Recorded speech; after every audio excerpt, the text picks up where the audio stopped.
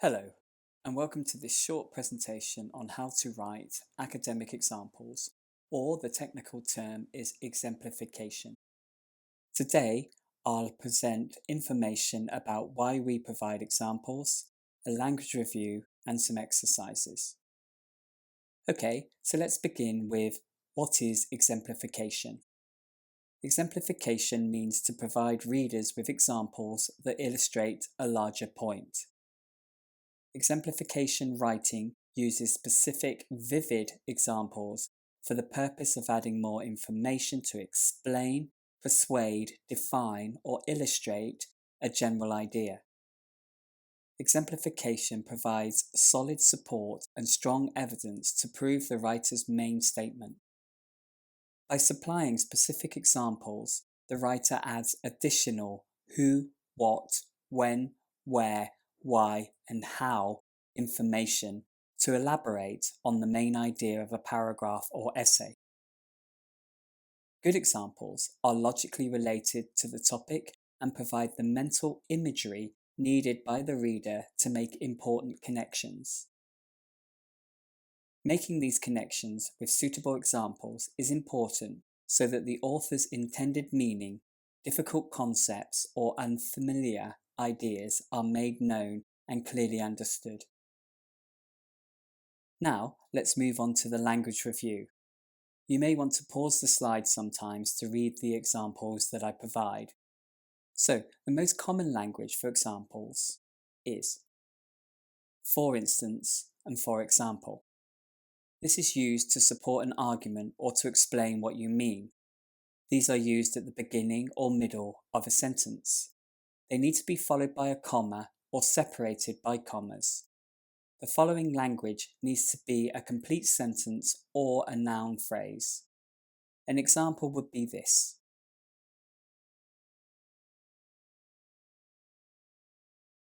Next is such as. This is used to give one or more examples of the type of person or thing you've just mentioned. It is used in the middle of a sentence with commas before and after, and this is referred to as non-restrictive. It is used towards the end of a sentence with a comma before. This is also referred to as non-restrictive. It can also be used in the middle of a sentence without commas, and this is referred to as restrictive. For example, this is essential to the meaning. This is an example.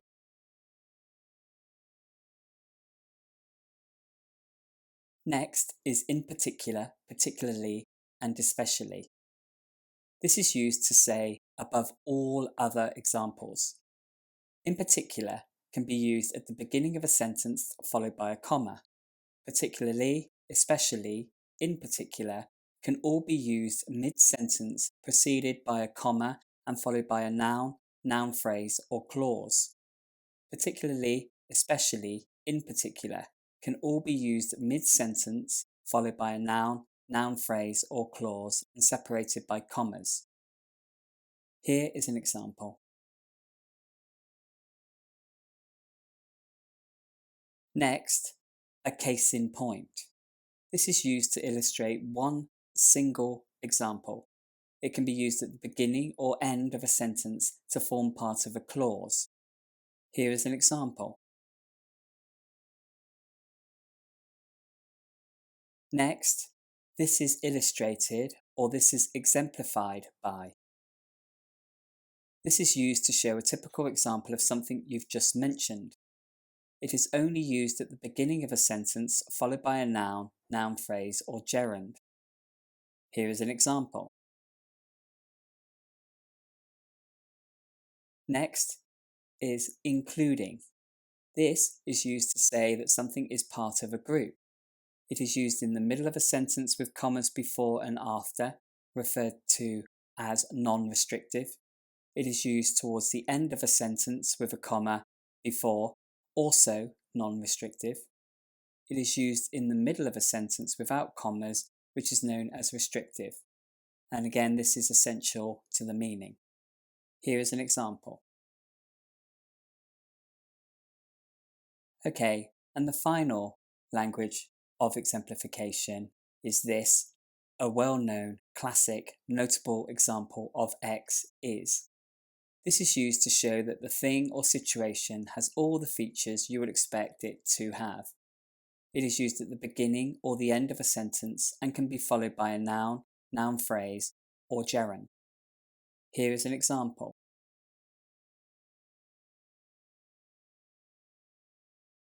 Okay, so in addition to all of this language, I often tell my students to use the Manchester Phrase Bank. This provides fixed academic phrases based on a whole range of language areas. Please pause the slide and have a look at these.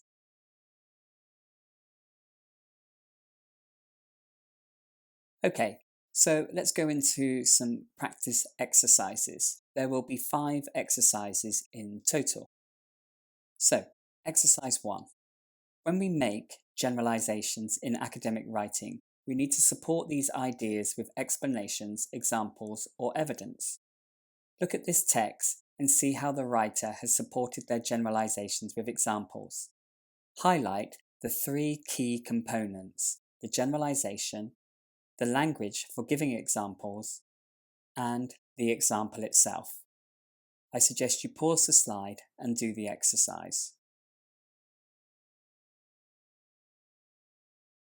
Okay, here are the answers: the generalization, the language for giving examples, and the example.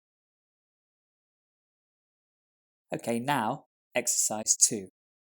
Highlight the most appropriate answer in the following sentences and change the punctuation accordingly. Again, pause the slide and do the exercise. Okay, here are the answers.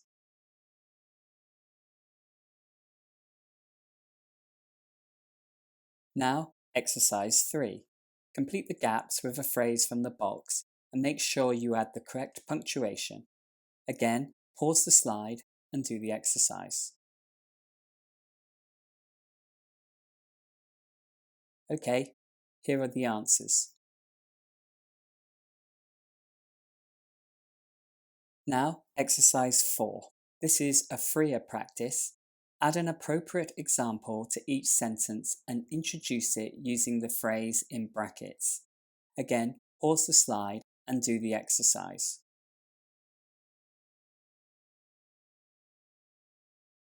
Okay, here are some suggested answers.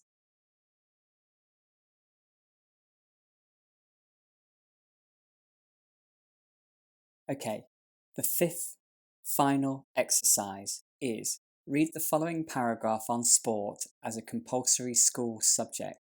There are 2 examples missing. Add the examples and the language to introduce each example to each gap. Again, pause the slide and do the exercise.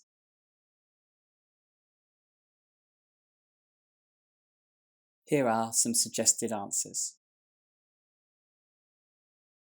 Okay, I hope you've enjoyed this video presentation today, and if you would like further practice and exercises, then please go here for our lesson download at Academic English UK/exemplification.